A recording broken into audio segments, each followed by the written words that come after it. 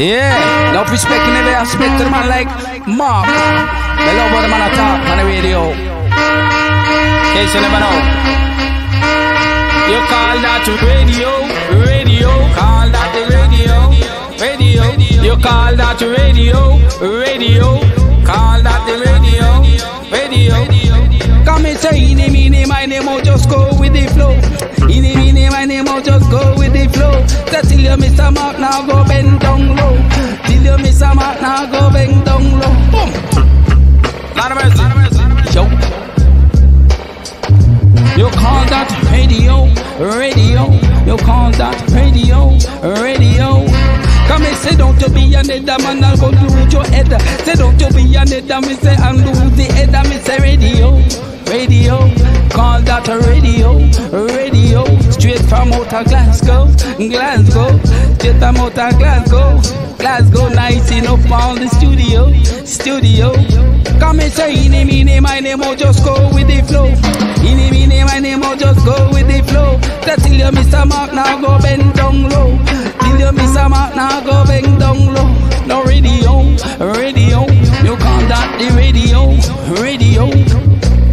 Them man I give you miss a lot of subject, and them I think a man you can't object. So don't you ever come and disrespect. I love and respect in a every aspect. Good evening and welcome to You Call That Radio. It's Burns Night, innit? So happy Burns Night. So we're going to be talking about another Glasgow institution, Scottish institution. Sorry, try to find that tenuous link between Burns and the Archies. But yeah, both of them big part of Scottish culture. Speaking of Burns, we do have the alternative Burns supper that we've been doing for, I think, we can't remember if it's been 11 years or 13 years. The last 2 years has kind of confused us. But I think it's the 11th year we've done this, the alternative Burns supper. We'll be streaming live from the Savings Bank in Glasgow. It's a very fancy looking venue. An amazing lineup. I'm not going to read them all out, but it's a cracking lineup. And it'll be real, interactive, poets, comedians, musicians, live from the venue. And you can watch it for free on our YouTube channel. So that's from 7 o'clock to midnight on Friday. But we're an alternative Burns supper, so we don't do Burns Night on Burns Night. I've got two absolute legends who have just finished a book about the Archies. It's Bratchpiece and Kirstin. Welcome to the show. Yous have just written the book, Brickwork, a biography of the Archies. I haven't read it yet, but I've got many fond memories of the Archies, so I'm looking forward to reading it soon. How did this come about, this project come about, and where did they start from? Well, we both worked at the Arches for me for a few years, Bratchie for 15 years. Did we work out you were the third longest standing Arches employee of all time, Bratch? Is that right? Longest, yep. Yep. And yeah, so we both worked there. And then during the early days of lockdown, we were at a sort of a reunion, a death disco reunion, which was the in-house club night that we both worked for.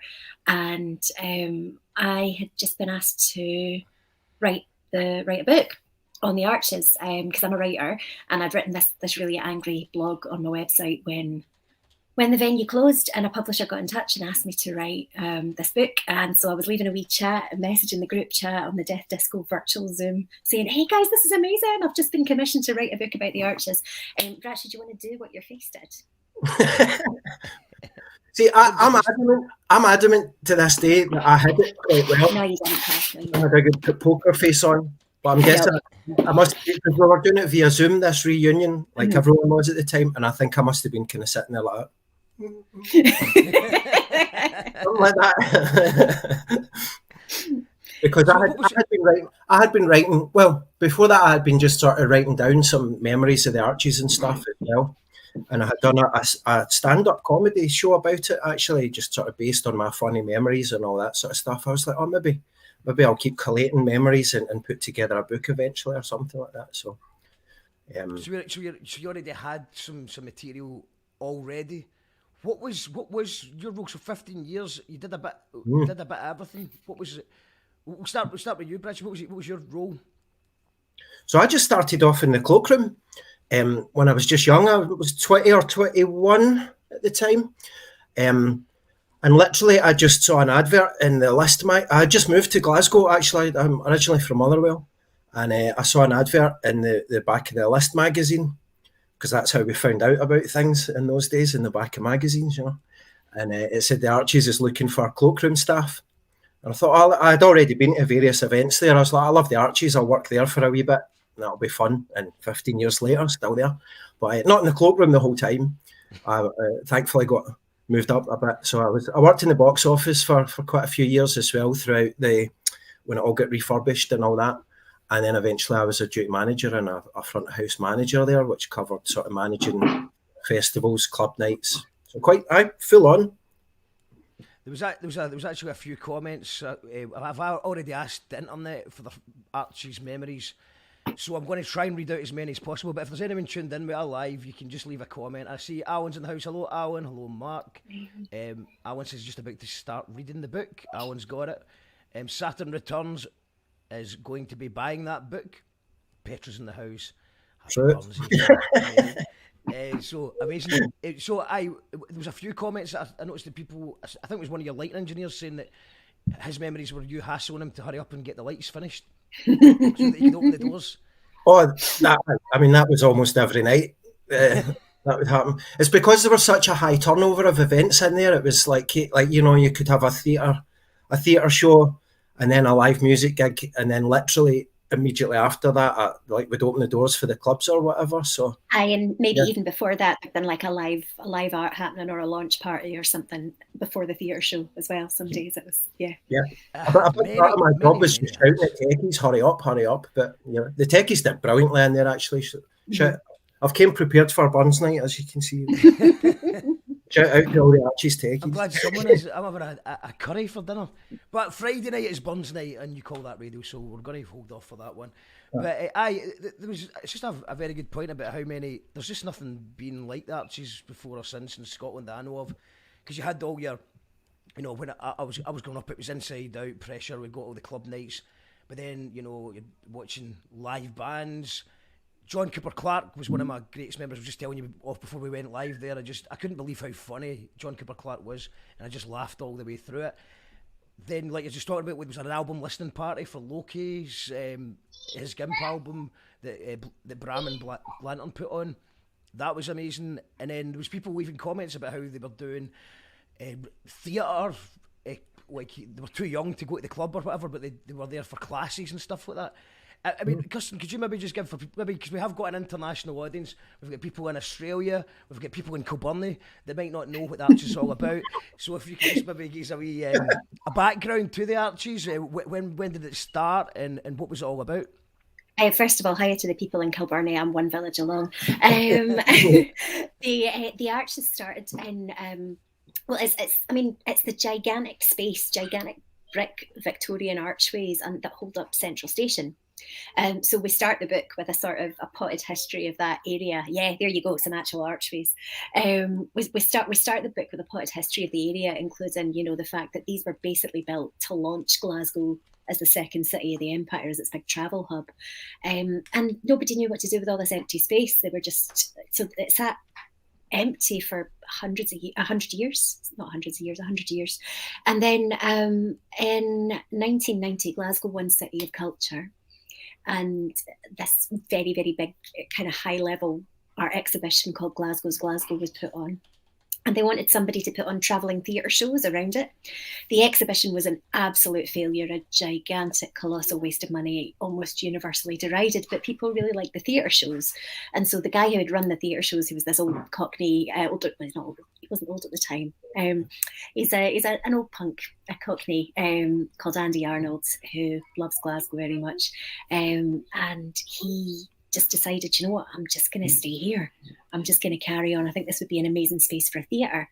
And that's where it all started from there. Post Year of Culture was just Andy Arnold and a few kind of theatre, a couple of actors, some techies, an amazing young tech called Laurie Frater, who neither of us had heard of before we started researching the book. And she basically is responsible for the whole building.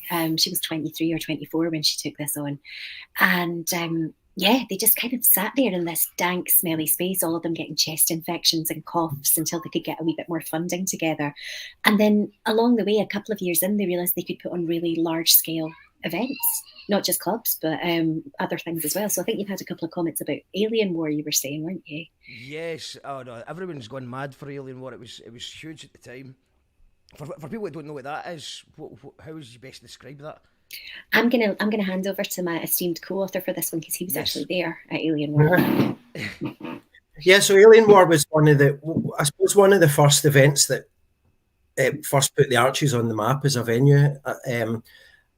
It had a few runs over the years, but the original one was in 1992, and it was a kind of interactive scare attraction. So kind of promenade style, beyond just theatre, it was something else. The two guys that invented it sort of had permission from 20th Century Fox, and so they could use all the actual sort of imagery from the films and stuff, and they just lead small audience groups around the Archies, build up the atmosphere and all that sort of stuff, and then aliens would come out and attack them, and kind of innovative event for the time. And they did the first run with, like, I remember going to that was my first introduction to Archies when I was a teenager, and it was incredible. As many people did, I went through it and I loved it so much I just went back and joined the queue again to go in. And it's, what was an interesting thing doing the book and talking to Gary, who was one of the sort of co-founders of Alien War. In my memory, it was a really quite high-tech sort of event, but actually the way he described it, the first time they did it, it wasn't at all. They were just sort of scraping together bits of sets and spray painting it and all that sort of stuff, as they did with everything in the early days of the Archies. Like, all the theatre sets came out with skips and stuff like that. So, yeah, it was real. Another thing that we found out when we were researching the book, that was that one of the guys inside the alien suits was Alex Kapranos of Franz Ferdinand, but not of Franz Ferdinand at the time, just a student trying to get some money. They wanted really tall, thin people for inside the alien suits. Tall, thin actors to play aliens. So that was the first time I was introduced to the Archies, and I kind of loved the place ever since then. I went back to theatre shows soon after, and then a few years later to club nights, of course, and that was me. And we got some comments coming in. Saturn Return says, I went to Alien War 92, petrified, so I was. Alan saying, I used to go to Pressure on Friday, Monarchs on Saturday, Opto on Sunday. Looking back, I'm amazed I managed it, and I'm still Saturn Return. Aren't we all? I'm in the hospital room watching this, getting IBD treatment. Thank you for being on board as fuck. Well, I hope you feel better soon. Coincidentally, the Archies may be to blame for my dodgy exercise. I was also seeing John Cooper-Clarke twice at the Archies, which honestly, it was so funny, because obviously I knew John Cooper-Clarke was a great poet, but it was just like a comedy gig, and I wasn't expecting how funny it was. The Love Boutique says Wendy's Weekly Wisdom.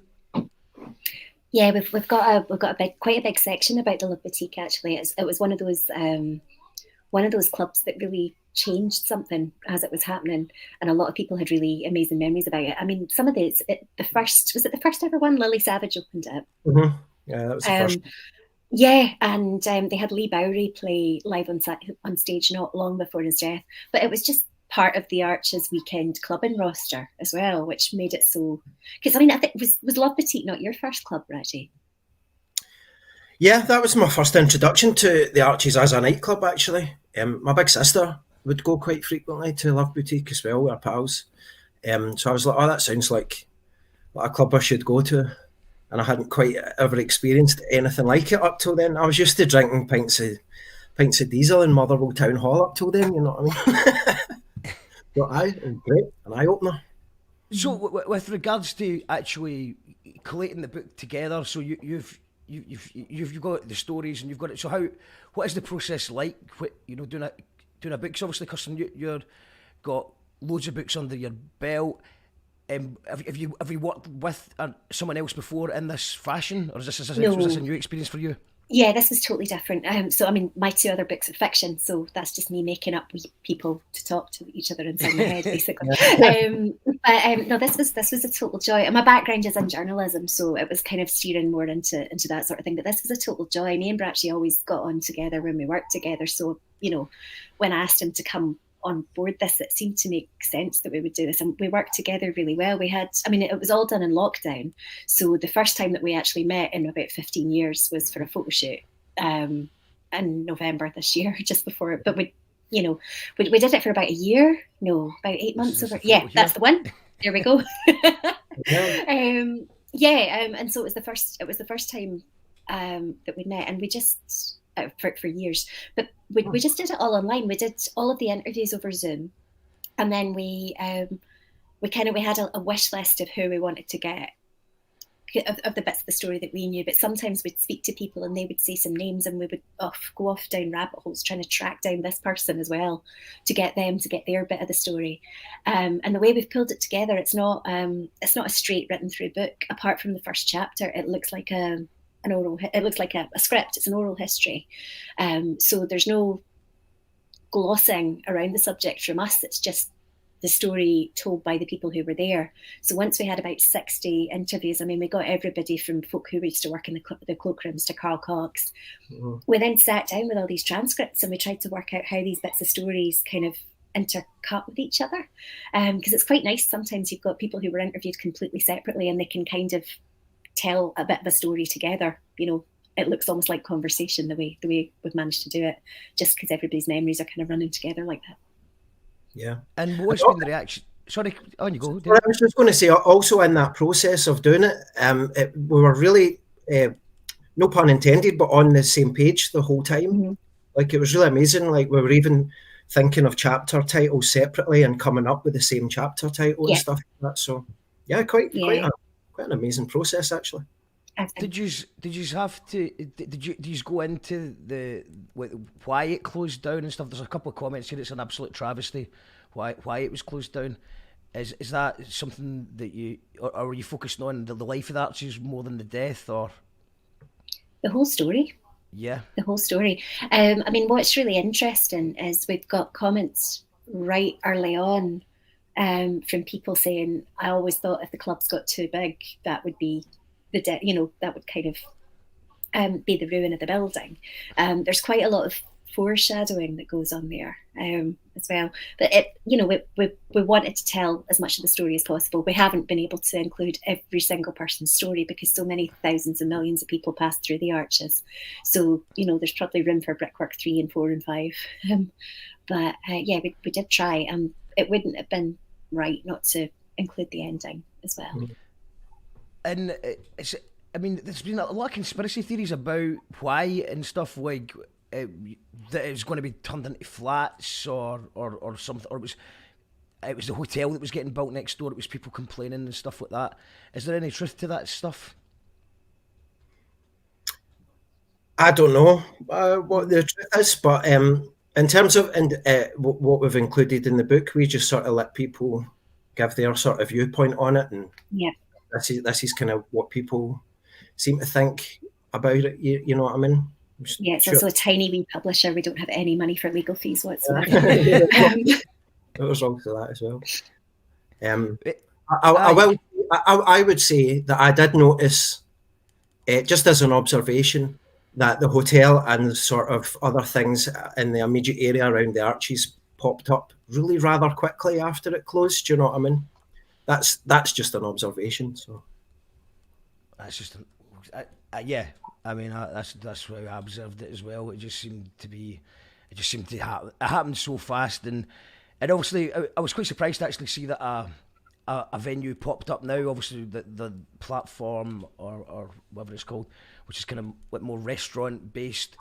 But I suppose you couldn't really turn that building itself into flats really anyway, so it would have to be used as a space or something like that. But you've been there, Bratchie. You've been into the new place. So is it just part of the building that's getting used for that? Because I've not actually been into it yet. Well, when I was there, it was only part of it that was open, and yeah, it was like going in. I thought it was going to be really. I was quite nervous. I thought it was going to be really odd for me and stuff, having obviously spent a significant chunk of my life there. But it does feel like a different place now. I'm glad the space is still being used overall, is my overall feeling, and not just being allowed to, go derelict again like it was when it first opened as the Archies. But no, it wouldn't have worked as flats. I heard a rumour at the time as well it was going to be a car park but that wouldn't work at all because it's not it's not a tremendously well ventilated place, you know. No. No, I mean, we worked there for significant periods of time, and look, neither of us are exactly suntanned, are we? We've both got major vitamin deficiency. I actually forgot to ask, what was your role in the Arches? I did press and publicity, but because I started that role right at the first week of 2005, what that basically meant was that I was not only writing, so I was writing all the copy, writing the website, writing the press releases, I could be writing everything from, a straight up inside out club listings to this incredibly experimental thing with, I'm not sure if I'm allowed to swear. Let's say pee and poo. Oh yeah, you can swear, it's fine. Piss and shit all over the stage and this sort of thing, I could be writing and, the White Stripes or something, 3 completely different press releases in one day. But it also meant that I set up the Arches' first ever social media page, which was MySpace back in the day as well. So I was I kind of did all the writing for the Arches for a while. I did the copy on the posters. I wrote anything you read from the Arches. I wrote emails to the subscribers all the time. So it felt like I was used to doing its voice, if like a ventriloquist. So it seemed like a natural thing for me to do, to be doing this book as well. We remembered as well while we were writing this that both me and Bratchie had done the Doors Open Day tours for the public when we'd worked there. So it seems quite nice as well that we were the ones kind of, because you would write in the book, because you take people down into the basements. Everybody knows the big Arches spaces, but underneath there was an entire network of creepy, dank little passageways, and you could either scare some punters and tourists down there, or you could put on some really strange one-on-one experimental promenade theatre as well. The potential of that space, there's nowhere else like it at all. There really isn't. Yeah, I remember one time I went at the Arches, my brother gave me a chewing gum and the bouncer thought that it was an ecstasy tablet, so we get taken in and searched. And the other bouncer knew me and he's like, "Mark, just tell the truth, have you got anything on you?" I'm like, "I've not got anything on me." And but it was just a chewing gum. But yeah, I just did that thought there when I was scared in the Arches. But I didn't have it on me, but I just felt guilty, probably because I was wasted. But Saturn Returns saying, "Is it true that the council auctioned off an extremely expensive high-performance Function 1 sound system for beans to a buyer from London? Did they think it was an Alba Hi-Fi they were selling?" It was a Function 1 sound system that was in the Arches, and it was generally considered to be, because the techies were, as I said, our techies were brilliant and they were always tinkering with it and all that sort of stuff. So I think it was considered pretty much the best in the country. I didn't know. I know that it got auctioned off. I didn't know it got auctioned off for beans. That's it's a bit of a mistake. It might not even be true though. It's just we've just heard that, haven't we? Is there anything else? Is there any other things that was there any rumours that you heard of that you didn't find any truth to, or like just hearsay? Well, we go into the story of the Banksy. So Banksy, before he was really famous, came up and he was doing an exhibition, but I've forgotten the guy's name actually, which is terrible, but it was actually really the exhibition of the guy who designed the Sex Pistols covers, and Banksy was sort of like his wee support act artist, and he'd done all these original Banksys on one of the walls that then got painted over the next day, and there was a lot of chat back and forth about, oh, isn't it a shame? They were painted over for a corporate event. They were painted over for this. They were painted over for that. And then Andy Arnold, who's the godfather of the Arches, he came on and he read that bit and he was like, no, let me set the record straight. It was an ephemeral thing. It was always going to be painted over after one day. But yeah, for all those years, there was actually a Banksy under a few layers of grey paint. Quite a few Banksys actually under there. Was this before Banksy was like famous and hiding his identity? Yeah, and so he offered. Met Banksy?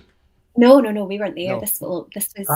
I was 99? there. Were you there? No, it was 2001. So we could have met Banksy. Nobody quite knew who he was. Yeah, there was a lot of clever smoke and mirrors type stuff going on, and it was the exhibition just seemed to like pop up, like wee bits of it would suddenly appear. It was really quite incredible. But there's still, if anyone's interested, if you go down to Midland Street outside the old Arches entrance, there's still a very, very faded Banksy bit of graffiti. It just says Banksy in big letters with a monkey. It's really difficult to see, but it is still there, sort of visible. But there's kind of graffiti and like just normal graffiti over it now. So you can have a look. I'm trying to see if I can find a picture of that. That'd be cool. It might be in the background to that picture of us. Yeah. Oh, cool. Let's let me see. All right. Okay. But that's the wall. It might be there somewhere.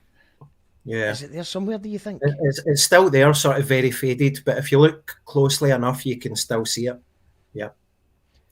Because it's underneath the bridge, so the weather didn't really affect it that much, you know what I mean? It was there.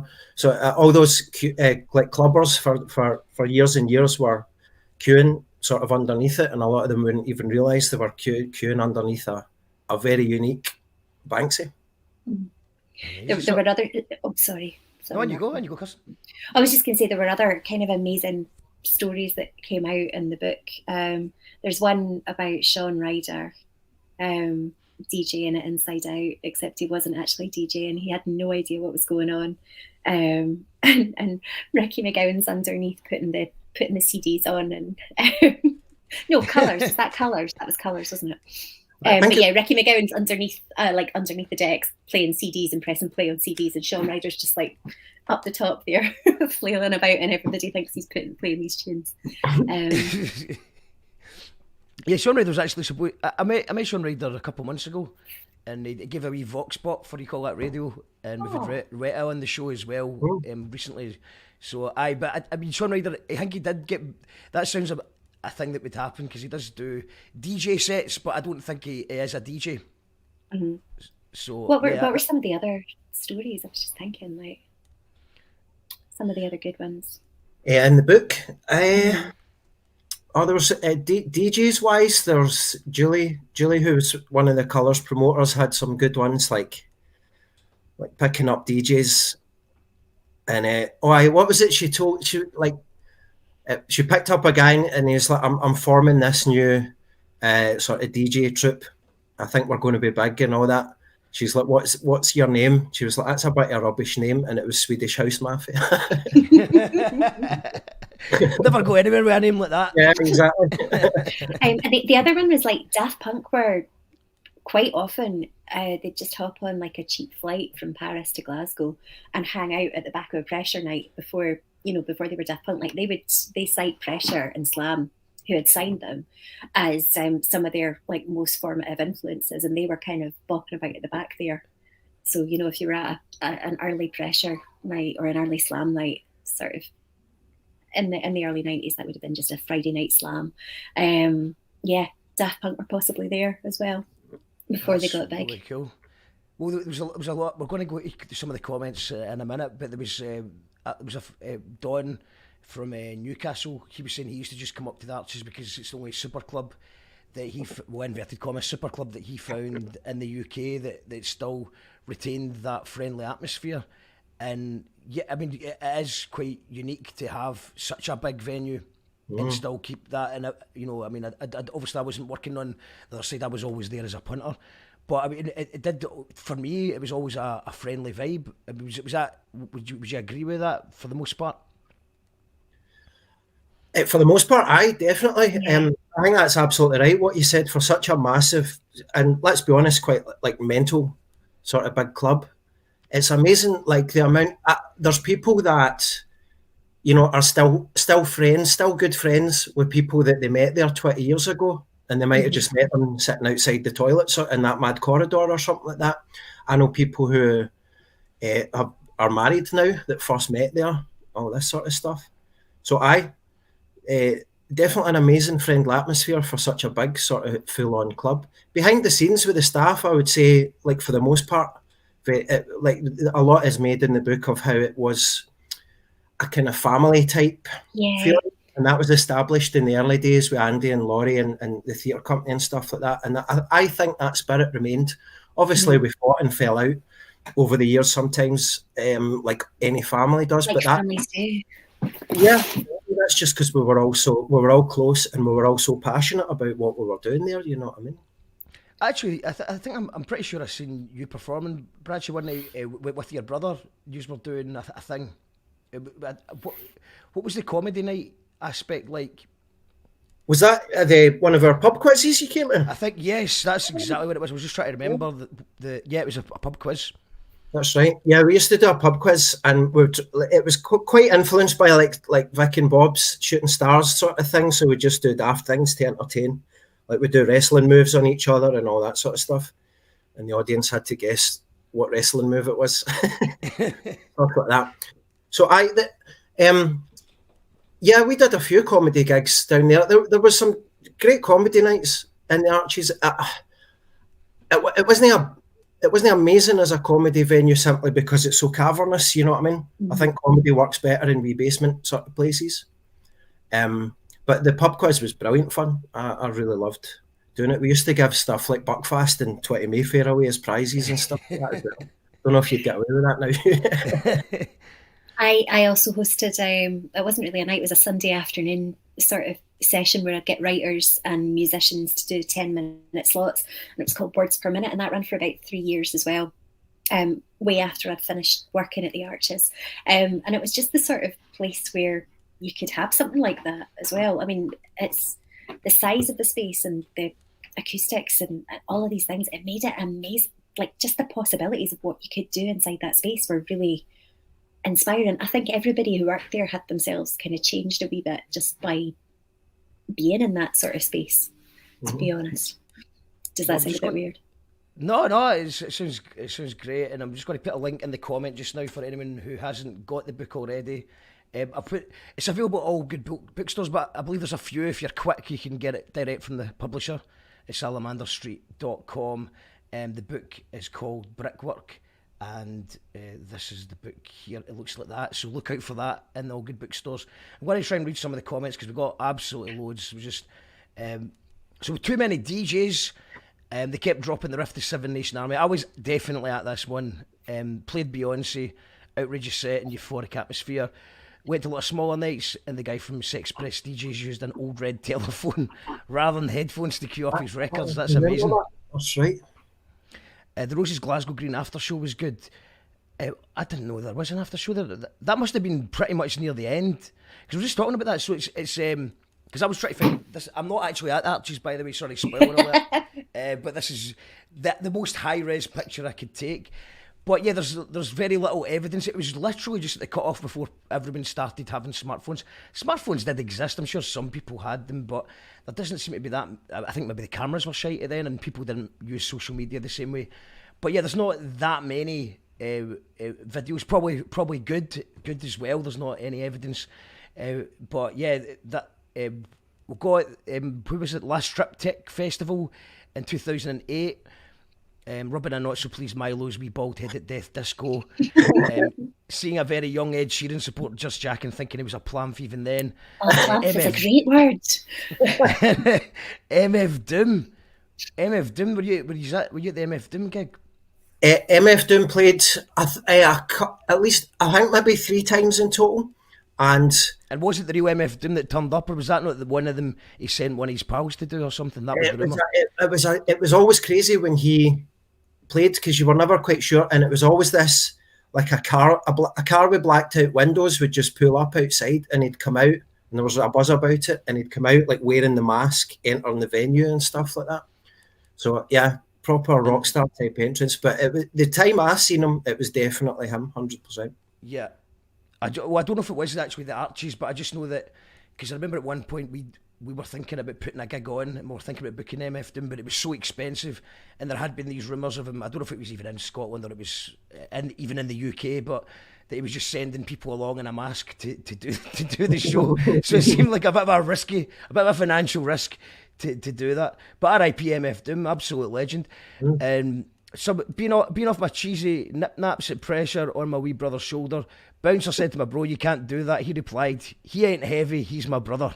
Joe McCall punched some cunt with a joint hanging out his mouth when he tried to dip his pockets. The rest of the night was splendid. And Lindsay saying the bar, it was great before the smoking ban. And Manky Feet with all the condensation dripping before they got air conditioning. Yeah. Somebody else also commented, Tom Urey commented saying the chips were brilliant. Because I suppose you always forget about that. I never ate food at the Arches. I was not in an eating mood. But what was the but by day it was also serving food. What was the food? Right behind you. There was quite a big turnover of chefs, as far as I remember. I mean, I was there for 2 years, and there were about 3, I think, in that time, because the kitchens weren't very big. I think now that it's mainly a food thing, they've done a big reshuffling to make a bigger kitchen where the theatre was. But yeah, I mean, chefs are mental. Chefs are pretty mental anyway, and they always like a wee drink after they finish their set. And it's one thing going for a quiet pint after it than going in, walking straight out your work into pressure or inside out. I can imagine it would have quite a high turnover. Remember they got in trouble? Do you remember this, Kirstin? The cafe bar got in trouble because they did a Buckfast burger. Yeah. It was sort of in its latter years, and it was like a burger made with Buckfast as a sauce, and they got in trouble for that, and it was in the paper and everything. And I was like, we've had the mad chef in the show who did a Buckfast burger or something. It was a Buckfast sauce he did in block, and they seem to get away with it. I don't know. Has Nigella not got a Buckfast recipe now? I mean, it's been gentrified now, is it not? Buckfast haggis since it's Burns night. Yeah. We've got Susan McLaren says the mad professor asked to take some photos of his gig at the Arches. Drove through with my boyfriend, checked their names on the list, all good until Joseph took the camera off me and said no cameras allowed leaving the office. No persuasion could change their minds, not even by Neil himself. Is that maybe an explanation as to why there isn't much photographic evidence? Yeah, we found it quite difficult actually, because we were hoping to go back and find some stuff. There's one STV clubbing programme that I've also forgotten its name. BPM. BPM. They did one night there, presented by Mary Kiani. But yeah, apart from that, until everybody had cameras on their phones, all cameras were completely banned. So there's very, very little photographic evidence of the early stuff, which is a shame actually, because as well as Friday night's Slam, which went on to become Pressure, the Saturday night club, which Andy Arnold started up himself, was called Cafe Loco, and that was amazing. That was just like it was DJs, but also live musicians and performance artists all working together, which kind of set the tone for a lot of what happened later.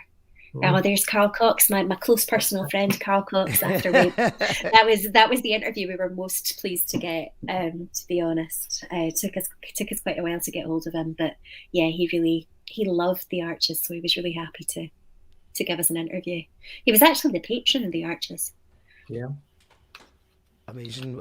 Yeah, he's a busy boy. He's a busy boy, absolute legend. And so, yeah, was it, how long did you have to wait for someone like Carol Cox?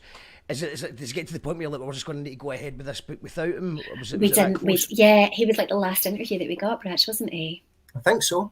Yeah, because he'd got various handlers and people, and we'd sent a couple of begging emails a few months earlier, and then just like within 1 week to go, that email came through, and then I think he didn't show up the first time, and I was just sending actually messages like, he's not coming. Carl Cox has stood me up on Zoom, man, this is a low point. But no, then we got him, and he was amazing, and he gave so much time so generously, and yeah. Class. And we've got Mark McCowan says, too many crazy nights. If it was a really late one, I'd find a distant unused arch and sleep until my next one. Did you ever find people just having a wee nap? Oh yeah. Yeah. I'm one of those people. Sometimes the cleaners would wake me up in the morning. I'd be in the dressing rooms on a couch, just like my shift starts again in a few hours. Anyway, I used to take naps behind my desk. There was also because it was a theatre space as well, so there were dressing rooms. So yeah, a few of us would take naps in the dressing rooms sometimes, because you were encouraged to work hard but also to play hard.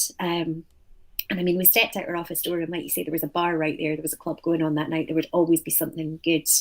Barely left the place for years and years. We'd also sometimes find people, when people cottoned on that, like say there was a theatre show earlier in the evening that might be quite cheap to get into, they figured out that they could get a ticket for that, hide in the toilets, and then come out once the club opened. Yeah, crap's last tape. I'm mad about the Beckett's.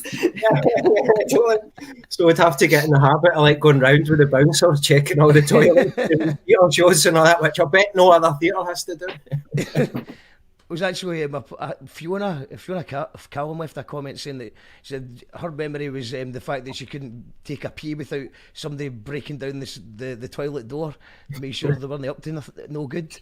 Lorraine also had another toilet story. Lorraine says, in the toilet looking at the mirror, no reflection, what the fuck? I froze for a few seconds, thought I'd died, then watched someone walk past what I thought was a mirror, obviously was not.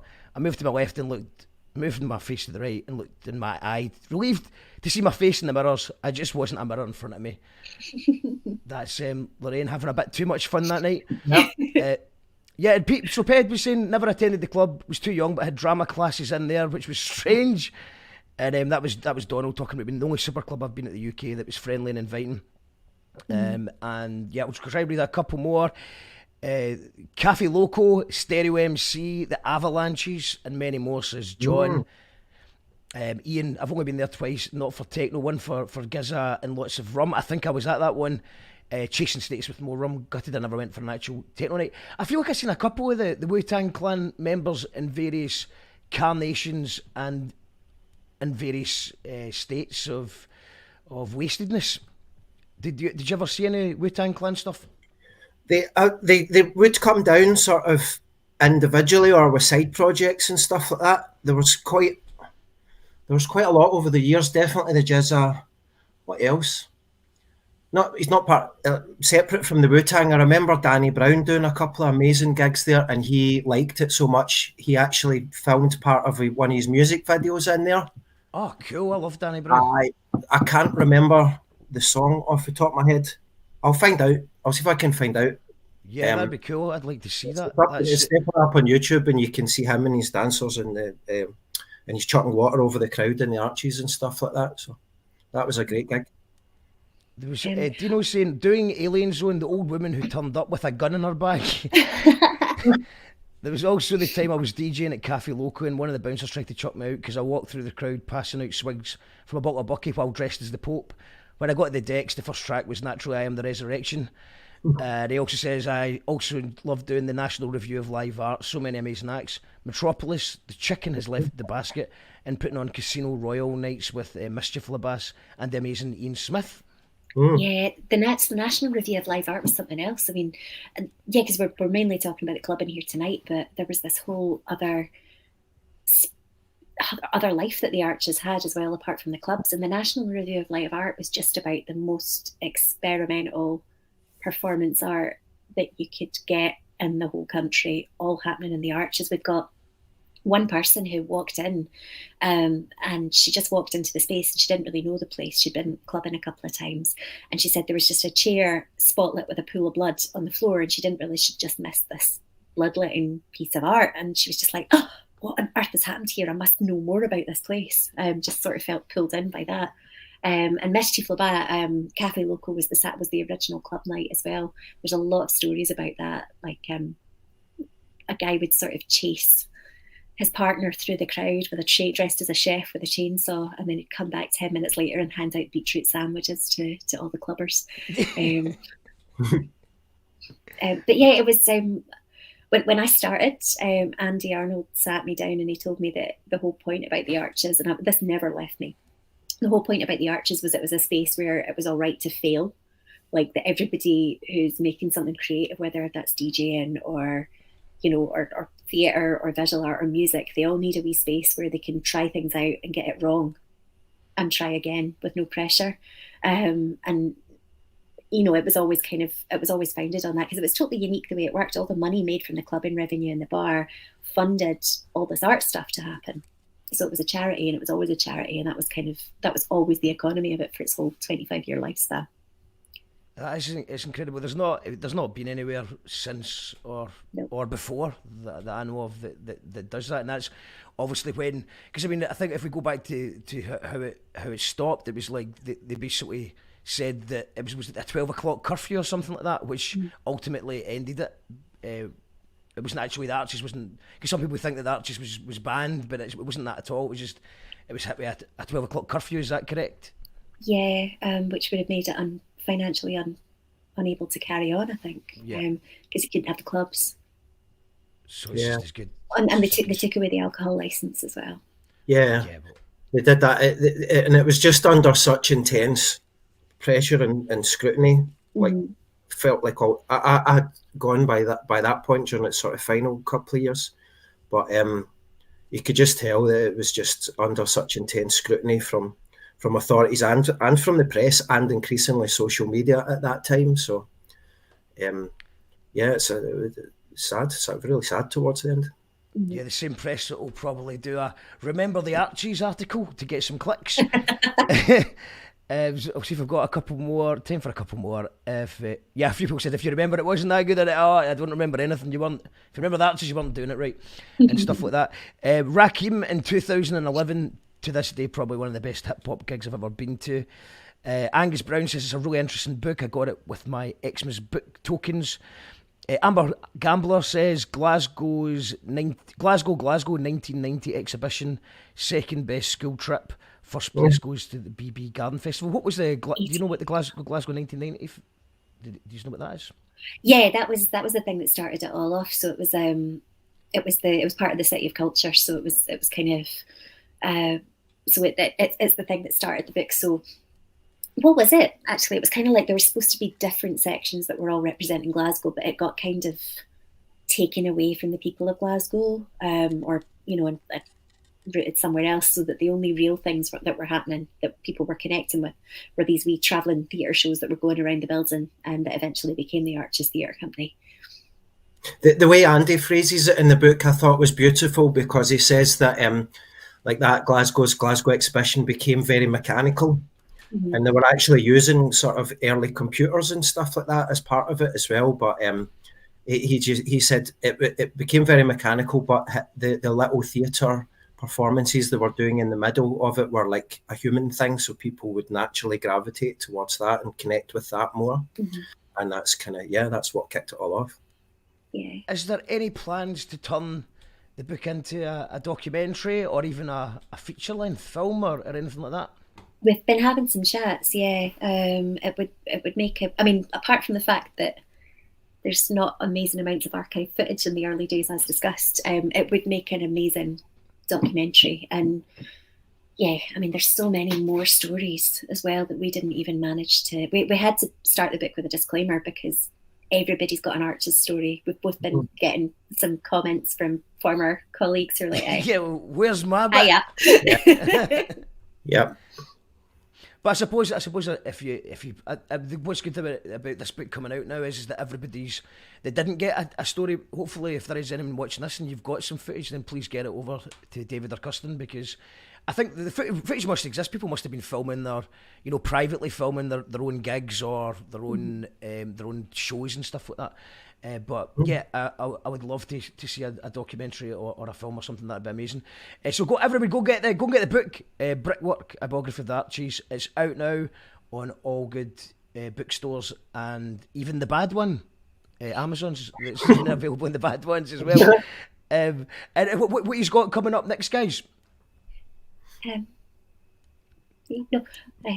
Are you working on something else just now? Yeah, I'm adapting my novel Scabby Queen into a musical, and I'm trying to get together enough money to take some time off work to write a third book. So quite a third novel. This is my third book, a third novel. So amazing. Loads of stuff like that. Loads of people have asked for you to come on the show because they love Scabby Queen. So it's good to finally get here. There's definitely lots of people that watch the show that are a fan of the book. I've not read it yet, but it's definitely on my to-do list. And what about yourself, Bratchie? What you got coming up? I'm just chilling. I'm going to because the book is obviously a non-fiction one. I'm going back to. I've written like short plays and other scripts and stuff like that. So I'm going back to that to.